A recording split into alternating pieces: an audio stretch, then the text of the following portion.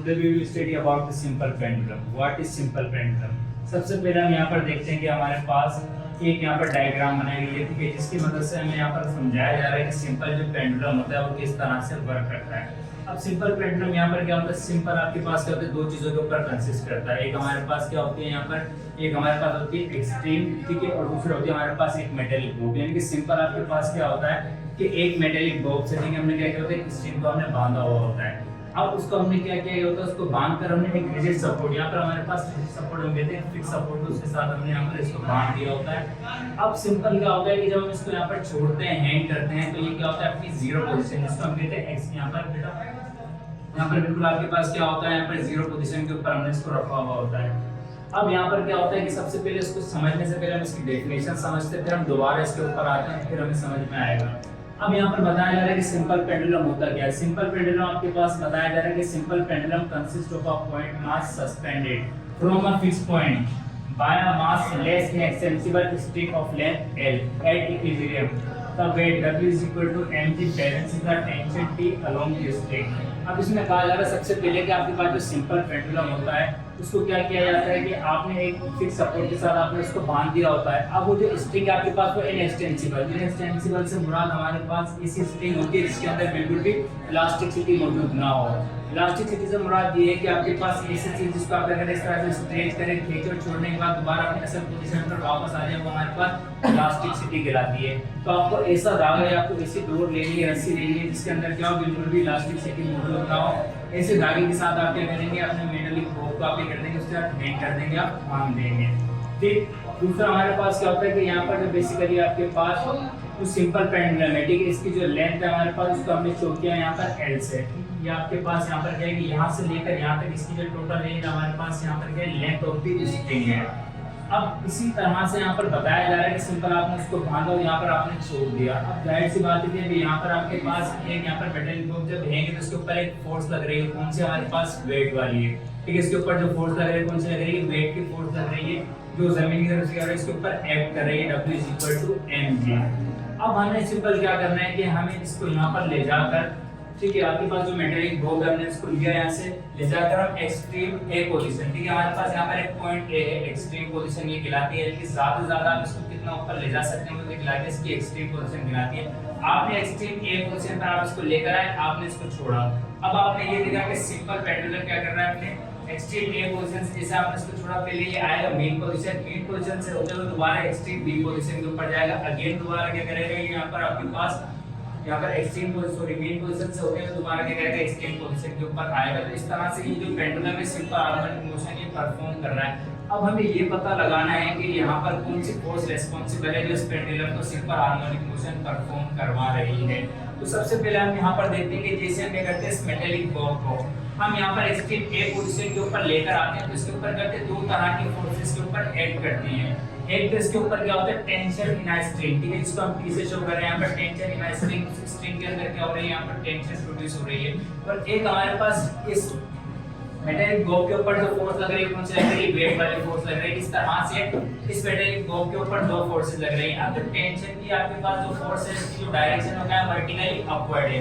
Vertically upward से मुराद ये कि आपके पास यहाँ पर डायरेक्शन क्या है, इसकी फोर्स के ऊपर की तरफ, ठीक है। टेंशन वाली फोर्स आपके पास यहाँ पर एक तनाव वाली फोर्स होती है। तो दूसरी हमारे पास अगर हम बात करें तो यहाँ पर आपके पास एक और फोर्स यहाँ पर लग रही है वेट वाली। वेट की जो यहाँ पर डायरेक्शन हमारे पास वो कहाँ है, वर्टिकली डाउनवर्ड है। अब यहाँ पर बेसिकली हमने पढ़ा था कि फोर्स को हम क्या करते हैं, उसके जब कंपोनेंट्स के अंदर तोड़ते हैं तो यहाँ पर हमारे पास क्या होता है, दो कंपोनेंट्स के अंदर तोड़ते हैं, एक हमारे पास x कंपोनेंट और एक हमारे पास यहाँ पर होता है y कंपोनेंट।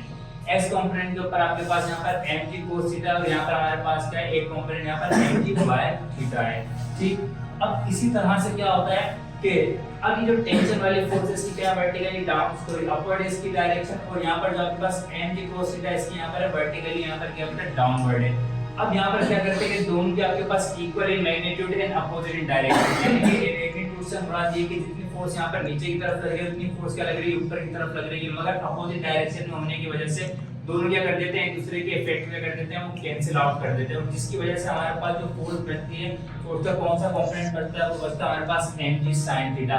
अब mg sin थीटा हमारे पास क्या होता है कि फोर्स का वो हिस्सा, वो टुकड़ा है, वो हिस्सा है जो क्या होता है यानी कि रेस्पॉन्सिबल होता है किसी भी मेटालिक बॉब को सिंपल हार्मोनिक मोशन परफॉर्म करवाने के लिए।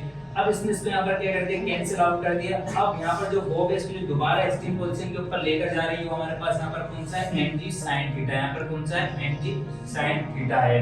अब जो mg sin थीटा है हमें पता चल गया कि यही आपके पास वो फोर्स है जो क्या करती है किसी भी मेटालिक बॉब को करती है सिंपल हार्मोनिक मोशन परफॉर्म करवाती है। अब इसी तरह से अगेन आप क्या करते हैं, जब आप इसको छोड़ते हैं यहाँ पर तो ये यहाँ पर आपके पास इक्विलिब्रियम पोजीशन से होता हुआ जब एक्सट्रीम बी पोजीशन के ऊपर पहुंचता है तो वहां पर फिर से ये प्रोसेस दोबारा दोहराया जाता है। फिर से अगेन क्या होता है कि जो यहाँ पर एक्सट्रीम बी पोजीशन के ऊपर यहाँ पर हमारे पास, ठीक है, जो यहाँ पर इसका mg यहाँ पर जो आपके पास cos थीटा होता है वो क्या होता है फिर से कैंसिल आउट हो जाता है और यहाँ पर mg sin थीटा बचता है। फिर से क्या करता है दोबारा इस मेटालिक बॉब को दोबारा 2 पोजीशन लेकर आता है। इस तरह से आपके पास ये प्रोसेस परफॉर्म हो रहा होता है।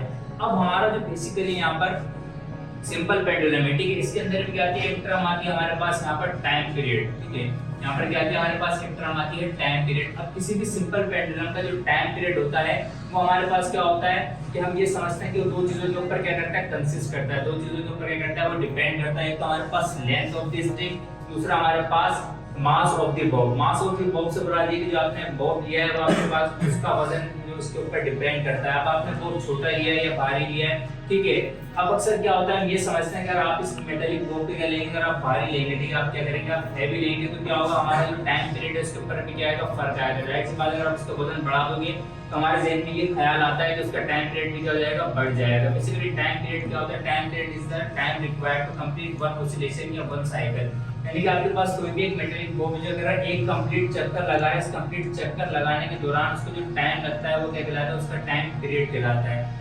अब यहाँ पर हमारे पास दो पॉइंट सामने आते हैं कि जो टाइम पीरियड है किस पर डिपेंड करता है, यहाँ पर लेंथ ऑफ द स्ट्रिंग के ऊपर, ठीक, दूसरा आपके पास यहाँ पर डिपेंड करता है इसके मास ऑफ द मेटालिक बॉब के ऊपर। अब हम जो बात कर रहे हैं वो हम बात कर रहे हैं वैक्यूम के अंदर। यानी कि वैक्यूम के अंदर क्या होता है, आप कोई भी एक सिंपल पेंडुलम ने अब आप उसको क्या करेंगे, अब आप इसको एक्शन परफॉर्म करवाएंगे तो क्या होगा, आपके पास लगातार क्या करता रहेगा, वो इसी तरह से सेम टाइम के अंदर क्या करता रहेगा, अपनी साइकिल को बार-बार दोहराता रहेगा। जबकि अगर हम आम एयर की बात करें तो यहाँ पर क्या होगा, आप देखेंगे कि एक मेटालिक बॉब जिसका वजन क्या है हमारे पास ज्यादा है, जिसका मास क्या हमारे पास ज्यादा है, अब वो जो आप उससे सिंपल हार्मोनिक मोशन परफॉर्म करवाएंगे तो कुछ देर बाद क्या हो जाएगा, वो आहिस्ता आहिस्ता रुकने लग जाएगा, यानी उसकी रफ्तार हो जाएगी, स्लो हो जाएगी, उसका टाइम पीरियड क्या हो जाएगा, आपके पास कम हो जाएगा, ठीक है। जबकि हमारे पास क्या होता है, टाइम पीरियड आपके पास किसके ऊपर डिपेंड करता है, हमारे पास लेंथ ऑफ द स्ट्रिंग के ऊपर। मतलब आपने जो स्ट्रिंग ली है, अगर आप इसकी लेंथ कम या ज्यादा लेंगे, मतलब आपने इसकी लेंथ अगर बढ़ा दी तो आपका टाइम पीरियड भी बढ़ सकता है या कम हो सकता है। तो इससे हमें ये बात पता चलती है आपके पास जो टाइम पीरियड है हमारे पास इसके ऊपर डिपेंड करता है, लेंथ ऑफ द स्ट्रिंग के ऊपर डिपेंड करता है, not the mass of the string, sorry mass of the Bob के ऊपर। ठीक है, यहाँ तक बात समझ में आई, ठीक, क्लियर है।